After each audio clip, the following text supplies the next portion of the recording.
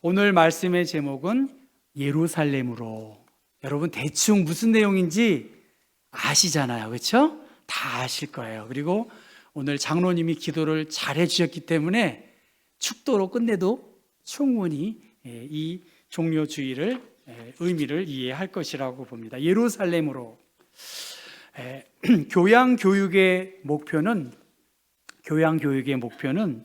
추정된 사실들을 동요시키고 익숙한 것을 낯설게 만들며 현상들 배후에 일어나는 것들을 폭로하고 젊은이들의 방향 감각을 혼란시켜 그들이 다시 방향을 잡을 수 있는 길을 발견하도록 도와주는 것, 그것이 하버드 대학의 교양교육의 목표라고 합니다. 추정된 사실들을 동요시키는 것, 추정에 안주하지 말고 이것이 정말 참된 인식이 맞는지 확인한다는 거예요. 그리고 익숙한 것을 낯설게 만든다는 것은 의례 그려려니 하는 것. 여러분, 우리 신앙생활이 깊어지면 깊어질수록 그러려니 하잖아요. 그러려니. 그런데 이러한 습관적인 인식에 안주하지 않는 교육의 목표를 삼고 교육한다는 거예요. 세 번째, 젊은이들의 방향 감각을 혼란시킨다는 거예요. 사회에서 인정되고 있는 방향 감각을 무비판적으로 답습하지 않는다는 거예요.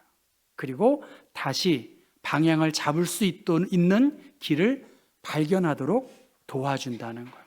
자기 자신만의 방향을 잡을 수 있도록 도와주는 거예요. 저런 인식, 저런 판단, 저런 교양을 갖추고 있으면 하버드 대학 이상으로 우리가 지적인 판단력을 가지고 살아갈 수 있다는 거예요. 여러분 동의하시나요? 어떻습니까? 뭐 좋은 대학, 명문 대학? 그러면 뭐 하겠어요? 그러려니 하면서 판단력도 없고 비판적인 그러한 생각도 없이 살아가면 안 되겠죠. 신앙생활도 마찬가지입니다. 신앙인의 교양, 더 발전된 신앙생활을 어떻게 하면 잘 할 수 있을까? 그러려니 하면 안 된다는 거죠. 익숙한 생각에서 다시 한번 좀 내 자신만의 신앙과 마음을 하나님께 향해야 되겠죠. 사순절, 그리고 종료주일, 고난주간, 그리고 부활절. 도대체 예수님은 누구이신가? 예수님은 이 땅에 무엇을 위해서 오셨는가? 이것을 한번 잘 생각하면서 판단한다면 전 정말 좋은 신앙인으로 세워질 수 있다고 확신해요.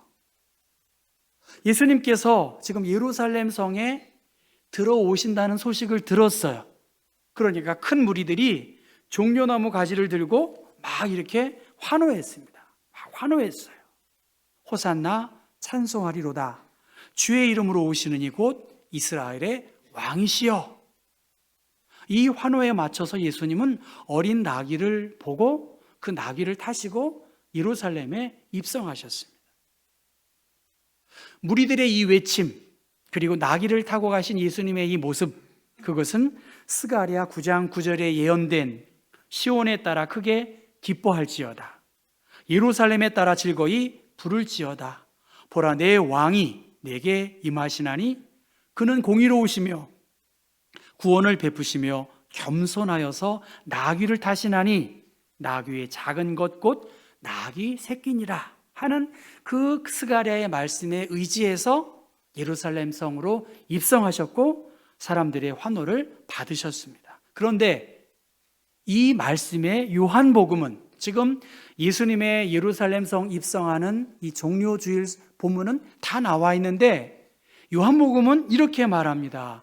제자들은 처음에 이 일을 깨닫지 못하였다가 예수께서 영광 받으신, 예수님께서 십자가 지시고 부활하시고 승천하신 후에야 예수께 대하여 기록된 것임과 사람들이 예수께 이같이 한 것임이 무엇인지를 생각했다는 것입니다. 요한은 조금 다르게 예수님의 이야기뿐만이 아니라 제자들과 교회에 이 예수님의 예루살렘 성 입성이 어떠한 영향을 미쳤는지 독자들에게 전하기 위해서 그렇게 기록하고 있습니다.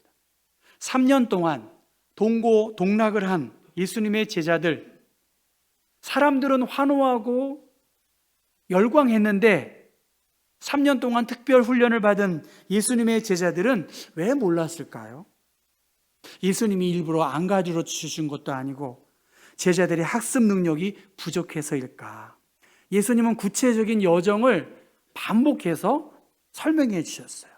여러분, 반복되는 부분에 대하여 지루할 수 있지만 교육적으로는 반복을 두려워하지 않아야 되겠죠. 내가 어떻게 행하셔야 할지를 예수님은 한두 번도 아니고 계속해서 말씀하셨는데 제자들은 깨닫지 못하고 있었다는 것입니다. 이 깨닫지 못한 부분을 여러분 한번 생각해 보십시오. 예루살렘으로 입성하신 예수님, 그 예수님이 왜 이 땅에 오셨는지, 왜 환호를 받으시는지, 왜 나귀를 타셨는지 깨닫지 못했다는 것입니다. 종료주일입니다.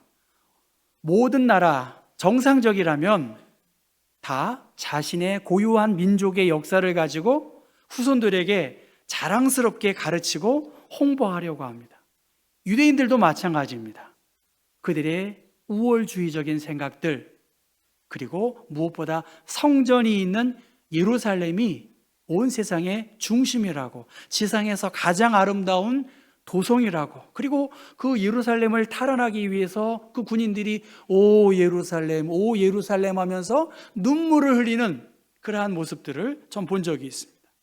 평화의 도시 예루살렘, 지상에서 가장 아름다운 예루살렘을 향해서 예수님께서 지금 가신 것입니다. 그런데 불행하게도 이 평화의 도시 예루살렘은 50여 차례의 포위와 공격을 당했습니다. 36번 이상 정복의 주인이 바뀌었습니다. 심하게 파괴되어서 한 10차례 이상 심하게 파괴되었고, 우리가 알고 있듯이 지금도 중동의 화약고 많은 테러와 긴장의 뉴스가 전해지고 있습니다. 예를 들면 예루살렘에 가보니까 성가대석 같은 경우는 이렇게 문을 이렇게 12m 정도로 분리장벽을 세운 거예요. 그리고 저 문을 체크포인트처럼 계속 아침 저녁으로 출근하고 퇴근할 때 저 게이트로 왔다 갔다 해야 돼요. 그러니까 평화의 도시라고 이스라엘이 하도 테러가 많으니까 이렇게 분리장벽을 쌓아서 이 이스라엘 사람들, 유태인을 보호하려고 하지만, 그래서 평화의 여러 그림들과 언어들이 있지만 저 팔레스틴 아랍 사람들은 그 담벼락에 제가 보니까 막 증오와 혐오의 그 문구와 그림들이 그려져 있는 것을 보게 되었습니다. 이스라엘 사람들, 세계의 중심은 이스라엘이다. 이스라엘의 중심은 예루살렘이고요. 예루살렘의 중심은 어디일까요? 저 황금돔, 지금 회교 사원이라고 하는 이슬람 사원이 있는 저 성전이겠죠. 그러면 그 성전의 더 중심은 어디죠? 지성소죠. 굳이 따진다면 지성소. 그리고 그 지성소의 가장 엑기스라고 할까요? 중심은 뭘까요? 여러분 말씀 안 하시는 건가요?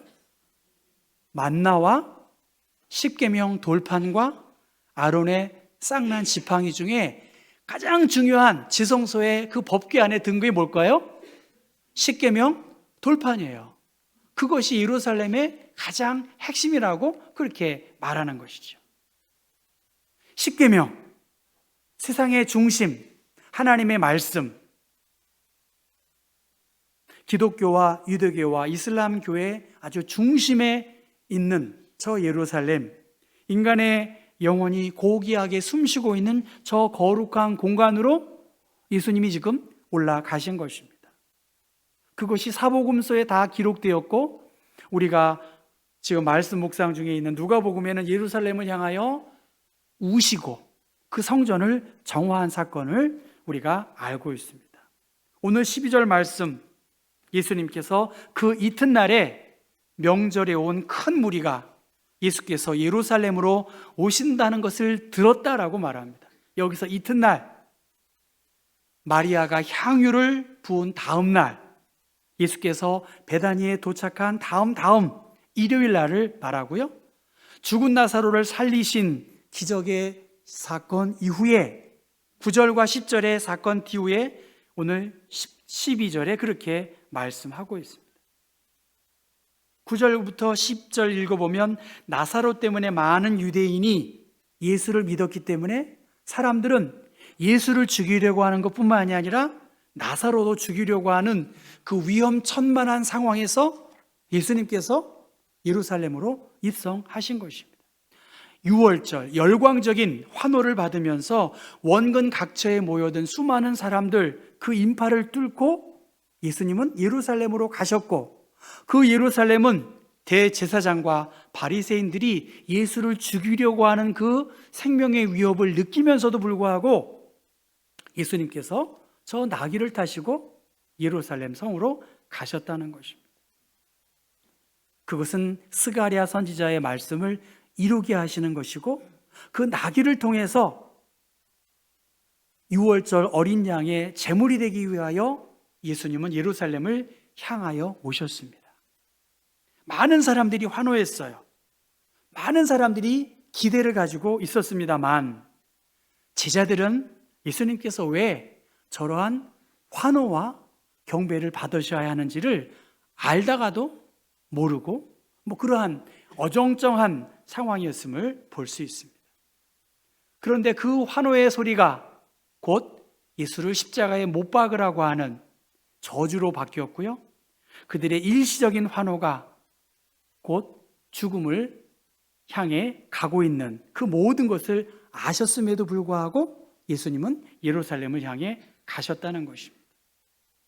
사람들이 깨닫는 시간, 그것이 간단치 않습니다. 하버드 대학의 교양을 갖추려고 하는 목적처럼 진리와 건강한 사회의 구성원으로 세워진다는 것이 간단치가 않습니다. 제자들은 예수님께서 부활 승천하신 다음에야, 주님께서 영광으로 높임을 받으신 다음에야 이 모든 일들을 깨달아 알게 되었다는 거예요. 그러한 의미에서 신앙생활, 제가 여러분보다 더 많이 알아서 이 자리에 섰나요? 저보다 더 많이 기도하시고 더 깊이 하나님을 사랑하시는 분들이 많이 있습니다. 오늘 우리들은 이미 깨달은 것과 깨닫지 못한 것 사이에서 갈등하고 있다고 해도 과언이 아닙니다. 빛의 진가를 알려면 빠뜨려서는 안 될 게 있는데 바로 캄캄한 밤이다. 빛이 비치려면 밤이 있어야 된다는 거예요. 베드로는 예수님을 온전한 구원자로 믿기 위해서 3번이나 부인했던 그 실패와 넘어짐을 통해서 그의 신앙의 고백 위에서 교회가 세워졌습니다. 여러분, 오늘 이 종료주일의 여러 일들에 대하여 여러분은 어떤 이해를 갖고 있습니까? 어떤 마음의 자세를 가지고 계시냐는 것이지요.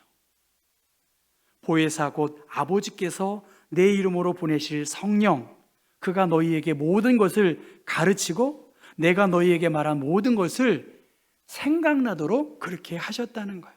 깨닫는 거, 생각나게 하는 거, 성령께서 우리에게 주신 선물이라는 것입니다.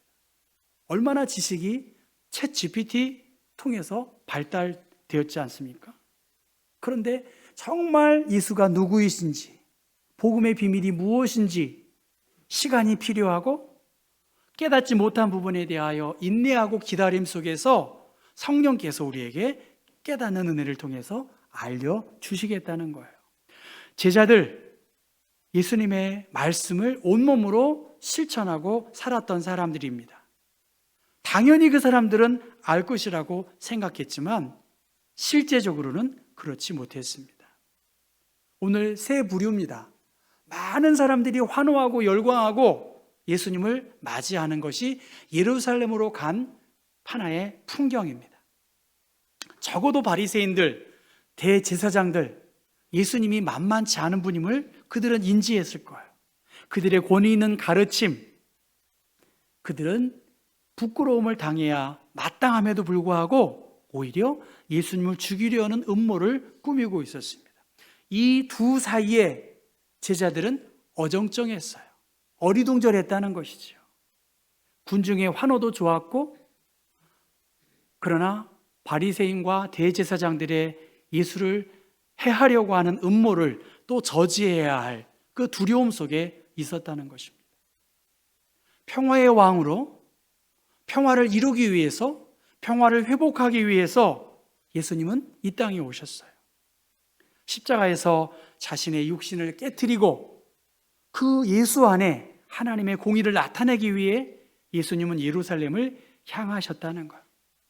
저 예수님의 나깃한 모습, 어떻게 보면 세상 사람들이 보기에 실패해 보이고 사탄이 예수를 죽여서 승리한 것처럼 보여지는 그러한 한 주가 될 수 있습니다. 그런데 죽음과 패배의 모습이 바로 우리의 죄를 해결하게 하기 위한 하나님의 최고의 방법, 저 성막 문을 통해서 성막들과 성소와 지성소로 향하게 하기 위한 하나님이 우리를 얼마나 사랑하시는지를 보여주시기 위한 구체적인 플랜을 가지고 예수님께서 예루살렘을 향해 가셨다는 것입니다. 예루살렘의 많은 사람들, 헛된 기대 혹은 이기적인 환호, 이것에 관계없이 하나님이 약속하신 참된 승리의 길을 묵묵히 걸어가심으로 우리의 생명을 구원하기 위하여 어린 양으로 이 땅에 오신 그 그리스도의 사랑을 우리에게 보여주시기 위해 예수님은 예루살렘을 향해 가신 것이죠. 그 예수님, 하나님의 음성에 순종하셨고 하나님의 뜻을 이루기 위하여 겸손하게 나귀 새끼를 타고 하나님께 향한 우리의 사랑을 보여주시기에 오셨다는 것입니다. 오늘 우리들에게 과연 이 깨닫는 은혜가 저는 있었으면 좋겠어요. 너무나 많은 정보 홍수 속에, 지식의 홍수 속에 있지만 정말 이 생명으로 오신 주님, 유월절 어린 양으로 오신 이 예수를 과연 깨닫고 여기에 대하여 깊이 고민하면서 하나님의 은혜를 경험해야 되지 않겠냐는 것. 지금 바리새인들, 오늘 19절의 말씀 보면 우리가 지금 하고 있는 것들, 이것이 헛된 것이다. 너희 하는 일이 쓸데없어 보인다. 보라, 온 세상이 그를 따르는도다라고 그렇게 말씀하세요. 무리들보다 더 분별력이 있는 바리새인들, 그들 또한 예수님의 이 예루살렘으로 간 모습을 보고 저 무지하면서도 그들의 찬송과 영광을 받으시기에 합당하신 분이시구나라고 하는 것을 그 바리새인들은 인식했는데 정작 제자들은 예수님을 믿고 따름에도 불구하고 깨닫지 못했다는 것입니다. 복음을 들으면서도 예루살렘을 향해 걸어가신 예수님의 행적을 봄에도 불구하고 내 마음이 하나님의 말씀보다 앞설 때 깨달음이 덜해집니다. 나의 경험, 나의 지식, 나의 이해로 우리가 모든 것을 다 깨닫고 인식할 수 없다는 것이지요. 찬송가 105장 우리가 알고 있습니다. 곧 오소서 임마누엘. 예수님은 오늘 우리에게 요한계시록에도 아멘 주 예수의 오시옵소서, 새 예루살렘의 완성을 위하여 주님은 재림할 것을 요한계시록은 약속하고 있습니다. 그 포로 생활 고달파 메시아를 기다리는 그러한 백성들에게 기쁨을 주기 위해 예수님은 새 예루살렘의 완성을 위해 이 땅에 다시 올 것이라고 말씀하셨어요. 얼마나 많은 소리가 있습니까? 얼마나 많은 주의 주장이 있겠습니까? 그런데 참 진리의 길을 보여주시기 위해 예수님은 이 땅에 오셨고 시기와 분쟁을 없이 하고 참 평화를 이 땅에 이루어 주시기 위하여 주님은 다시 오셨습니다. 오실 것이고 또 오실 것을 우리가 기대하고 있습니다. 세상은 참 냉정하고요, 교회 또한 냉정할 수 있어요. 예루살렘, 정말 그 안에 거짓과 위선과 폭력이 그 공동체 안에 있었던 것처럼 보여지는 것이 전부라고 생각하면서 출세와 성공과 자기의 의로움을 드러내려고 하는 사람들로 가득 찼다면 그것은 파괴되어야 할 예루살렘이겠죠. 그런데 예수님은 거짓과 폭력이 없는 영원한 평화의 도시로 새 예루살렘을 세우시기 위해 이 땅에 오셨고, 그 새 예루살렘을 세우기 위해 그는 죽으시고 부활하심으로 영원한 평화의 세상을 우리에게 예비해 주신 것입니다. 시온의 딸이 무서워하지 않는 이유는 그가 거짓과 폭력으로 지배하는 왕이 아니라는 거예요. 의와 진리로 다스리시기 위하여 평화의 왕으로 이 땅에 오셨기 때문에 우리는 기뻐하고 감격하여 주를 맞이합니다. 이번 한 주간 너무나 중요한 시간입니다. 매일 새벽 기도에 나오라고 하지 않아요. 그런데 여러분, 한번 마음을 좀 먹으셔야 돼요. 그러려니 생각하면 하버드 대학 나와도 오히려 그 학교를 부끄럽게 하는 거예요. 좋은 대학 나온 거, 좋은 대학 나와서 그 대학을 부끄럽게 하는 사람들이 있잖아요.